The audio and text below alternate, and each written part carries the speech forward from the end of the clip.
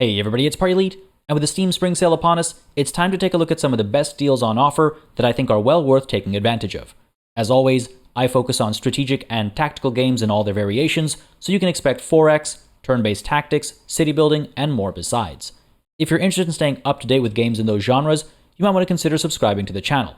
But with all that said, with wallets at the ready, with timestamps down below, and with no more time to waste on an intro, let's begin. DUNE Spice Wars is currently 35% off, available for just $20, and is a fairly innovative real-time 4X game I think it's well worth picking up, especially at this price point. And sure, I'm thinking fondly of this game right now, especially because DUNE 2 just came out a couple weeks ago, even though this isn't tied to the movie specifically, just the original universe. Out in 1.0 now, the game allows you to play as one of multiple factions, each with their own strengths and weaknesses, focusing on asymmetric design and further differentiating any given game for each faction with a variety of counselors to choose from, getting specific benefits depending on your choices. With these decisions made, a procedurally generated map split up into regions welcomes you as you spread your control throughout Arrakis, seeking out spice and other resources to bolster your economic and military production. When you're not keeping an eye out for Shai Hulud and pulling your harvesters back to safety, you're busy applying military pressure on your enemies and the natives of the planets alike, or engaging in the politics of the universe, voting in the Landsrat to try and gain buffs or force debuffs on your enemies, or participating in the more familiar forms of diplomacy in the genre. I've always felt that DUNE Spice Wars did a great job of capturing a variety of aspects of the DUNE universe, and it's certainly interesting to see a real-time 4X that includes macro and micro elements.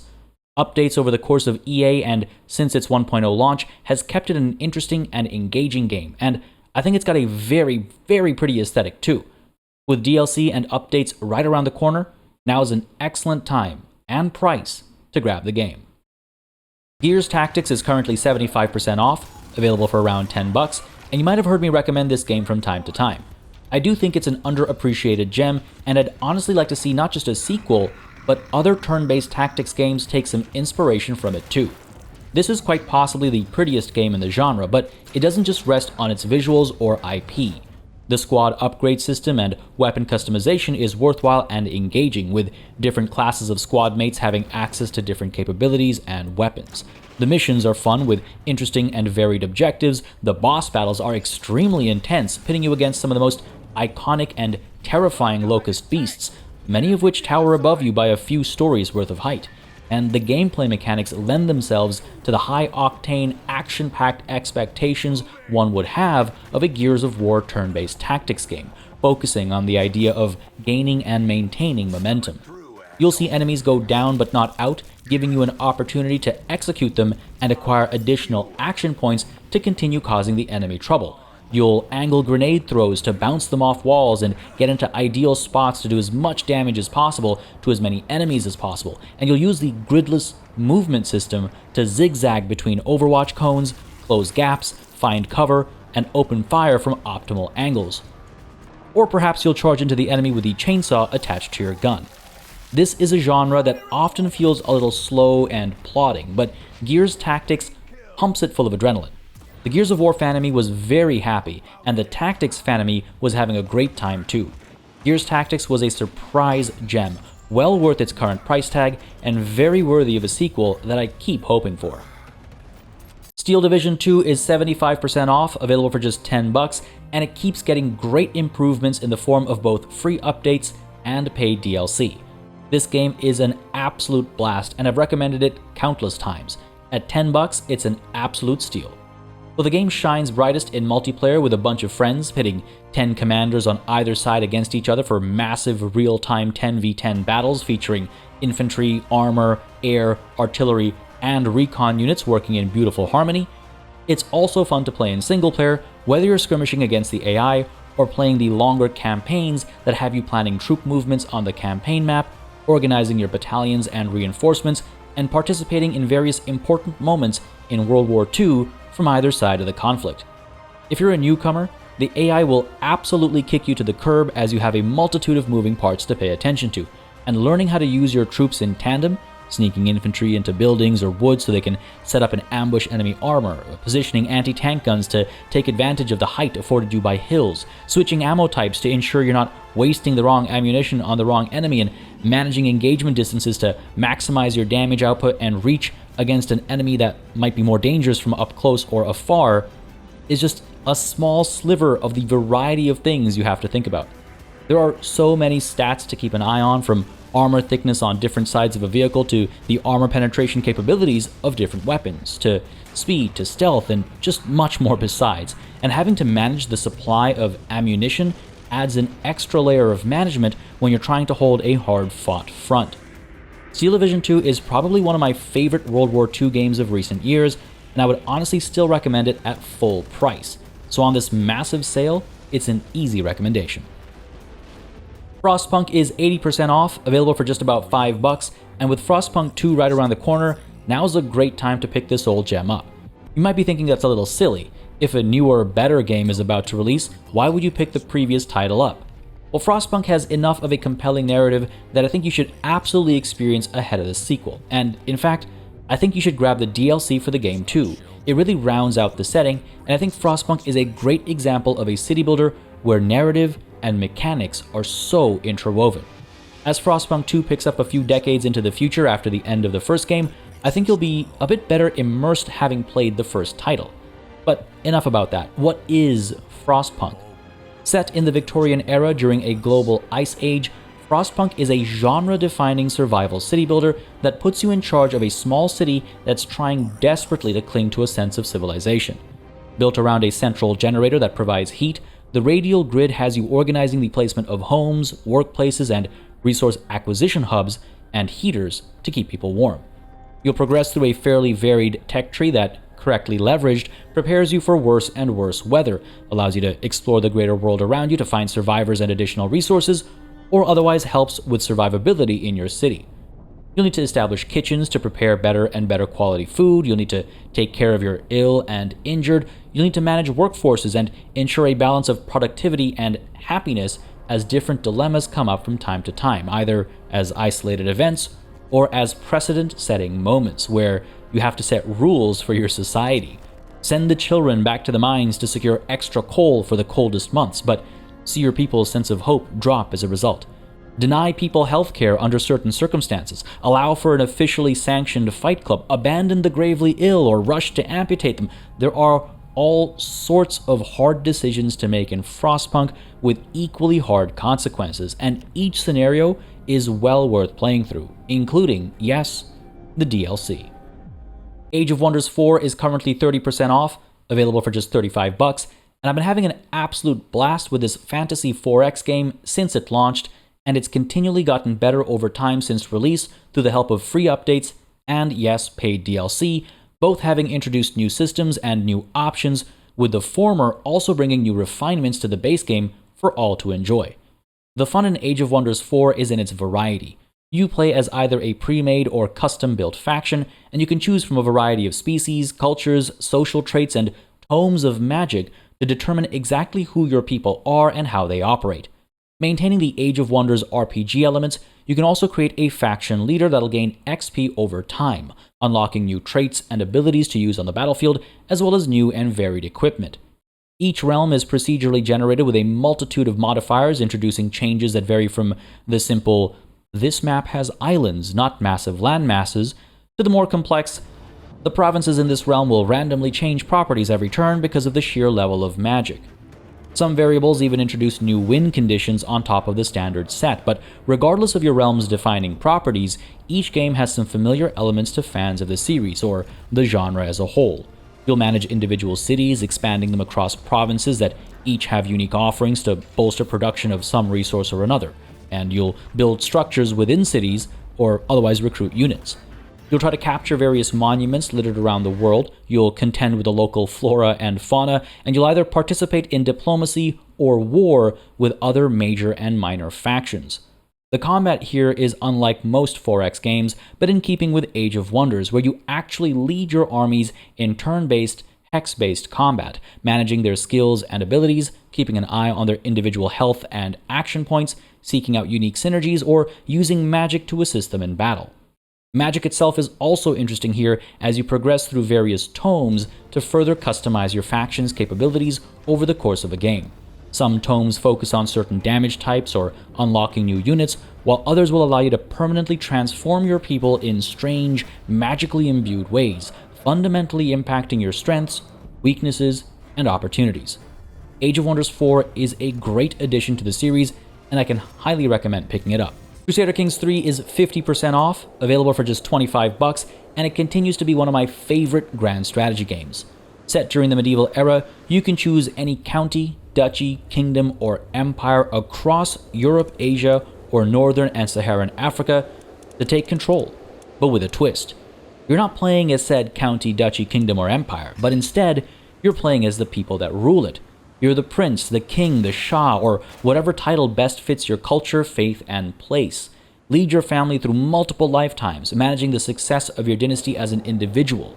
Diplomacy, war, and subterfuge all happen at this individual level, and that's what makes all this so cool. You, as an individual, will marry off your sons and daughters, engage in duels with other kings, participate in tournaments, host feasts, go on hunts, declare wars, fight on the battlefield, plan assassinations in kingdoms, seduce courtiers, or rebuff the advances of others, so on and so forth. And all this for whatever strategic goals you might have. Genetically breed the most powerful knights the world has ever seen. Have your best warriors train them and send them into battle. Create little gremlins to plague the world with their hideous features. Bring back the glory of Rome or Persia. Conquer Europe as an Indian Maharaja, or simply see where medieval life as a landed noble will take you. There are so many moving parts in Crusader Kings 3 to keep you on your toes and engaged, and trust me, once you're able to wrap your head around all the complex systems, and there are many complex systems, you will happily sink hours upon hours into the game. It's a bit of a learning curve, but one of the most amazing gaming experiences in the genre awaits you on the other side of that hill. The game is still worth full price in my humble opinion, but at this price tag, grab it and some of the DLC too, each one adding some very interesting new features beyond the upgrades the base game's been getting over these years. Crusader Kings 3 is just undeniably fantastic. Battle Brothers is currently 50% off, available for just $15, and on the topic of undeniably fantastic games, well, here's another you should absolutely pick up.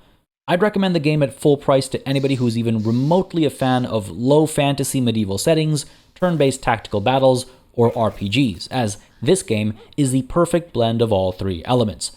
Take charge of a band of battle brothers, picking from a variety of origin stories before setting out across a procedurally generated map to take on a variety of quests handed out by a variety of benefactors. Escort caravans, hunt down bandits, chase after monsters, and do whatever it takes to earn coin, hire new recruits, get better equipment, and keep going. The biggest selling points of Battle Brothers, in my opinion, have always been just how punishing it is and the sheer level of depth. Certain enemy types will take more damage from certain approaches. If you want to leave armor undamaged so you can loot it, you'll want to use daggers to find the gaps in enemy armor, and my favorite example, some enemies are best fought in the nude because of how the mechanics actually come together. Knowing who you're up against and how best to defeat them is a great journey of trial and exploration, and there's really no feeling like overcoming a new threat in Battle Brothers. The DLC adds new origins, equipment, and enemies, and I can highly recommend them too, but honestly, the base game alone is going to give you hours upon hours of good fun. Warhammer 40k Battle Sector is currently 50% off, available for just $20, and this game has continued to grow more and more interesting since launch. They've added new game modes as free updates, and as predicted when the game first launched, they've added more and more factions from the Warhammer 40k universe into the mix too, introducing even more variety with asymmetric design across the various factions, their units, their abilities, and how they use momentum gained through success in battle. The game features all the usual tropes of a turn-based tactics game with action points, cover, and the usual slew of abilities, but it does a few things to stand out too, allowing you to order units all at once to remove some of the dead time common in the genre, for example, or otherwise introducing over-the-top units and circumstances and capabilities befitting the Warhammer 40k universe. I'd say you don't really need to know the setting to enjoy the game and its various concepts, because it stands on its own just well, and it's very clear in the strengths and weaknesses of each unit, with in-depth explanations for damage calculation, the value of squads with higher entity counts versus heroic named characters, and the reason why you might swap between certain weapons or choose a different army composition going into a specific mission versus another. When the game first came out, I thought it was interesting and well worth checking out, and as it's received some free updates including new game modes and units, it's only gotten much more interesting since. Nebulous Fleet Command is currently 35% off, available for just $20, and it's been top of my mind lately, especially as I just finished reading the first 2 Expanse books in quick succession, and this game is basically the Expanse battle simulator. Heads up that I am affiliated with the publisher Hooded Horse, and though they have no influence on what I cover on the channel, I like to mention it in the interest of transparency. You can learn more about my affiliation in the video linked in the description below. Now, I've raved on and on about Nebulous Fleet Command since it's launched into early access years ago. It has one of the best representations of what space combat might actually look like, both in its design of its ships and in the concepts and systems it puts at the center of its combat. Before you dive into combat, you can design your own ships using a point-buy system to determine which classes are in your fleet, how many of each ship type, and what equipment they're each carrying. From weapons to repair modules to combat information centers to reactors, you can pick and choose from a plethora of options or go with the defaults provided by the devs or the extremely active community. 6 degrees of freedom, considerations of inertia, missiles with different methods of tracking, solid projectiles that operate most accurately at specific ranges, damage models that take into consideration hull penetration and damage location to determine which modules have been hit and to what effect, electronic warfare that involves spoofing enemy radar, running silent, and flipping network communication tools off and on to share targeting data between the ships in your fleet, or not, for various pros and cons. There's all kinds of intricate, real-world military parallels in place here, trying to ground combat as best as possible, and though the game is best enjoyed with friends, the single player is quite challenging too, and the devs are working on more single-player gameplay elements for the future. Since early access release, the devs have introduced an additional faction with completely different ship designs and military doctrine, and they've also updated the missile system, allowing you to customize individual parts of individual missiles to design them exactly how you like them. And they've continuously fine-tuned the base systems that make Nebulous Fleet Command so special. Yes, it's a complex game, and that's exactly what makes it so thrilling. If you've ever wanted to feel like the captain aboard a flagship, leading your fleet in intense combat in the void of space, you absolutely must check this game out. Pick it up with some friends or dive into the game's Discord to get your bearings and prepare for hours upon hours of fun. Against the Storm is currently 35% off, available for just $20, and shy of Baldur's Gate 3, this was my game of the year last year. Heads up, this game is also published by Hooded Horse, but one look at the reception Against the Storm has had will make it clear why you should probably pick it up too. A roguelike city builder, Against the Storm asks you to operate as a viceroy in charge of a multitude of cities established during a cataclysmic storm.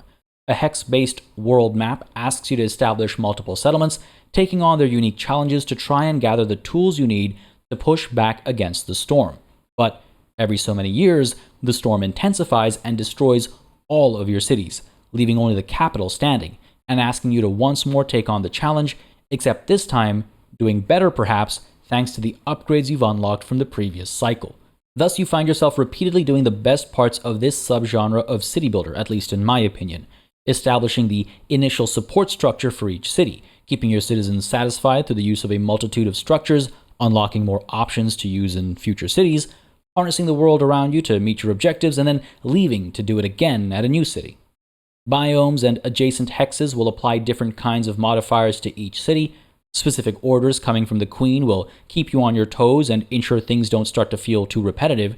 Different threats on different maps will put you to the test in fresh ways every time, and the unique endgame concept is a challenge for even the most seasoned players. The game is absolutely gorgeous, has a fantastic setting, and explores some very intriguing new concepts in the genre. I can highly recommend grabbing it at full price, so on this big discount, it's definitely worth picking up. There you have it, folks, a bunch of excellent deals to jump on during the Steam Spring Sale. If you have any recommendations of your own, drop them in the comments below, and if you found something you like here, consider hitting the like button. For more strategic and tactical gaming news, previews, let's plays, and more, make sure you subscribe to the channel. And as always, a Massive thanks goes out to all of the channel members and patrons who've been supporting the channel on a monthly basis. Y'all keep us alive and running smoothly. And of course, a big old thanks goes out to each and every one of you for watching. Until next time, cheers.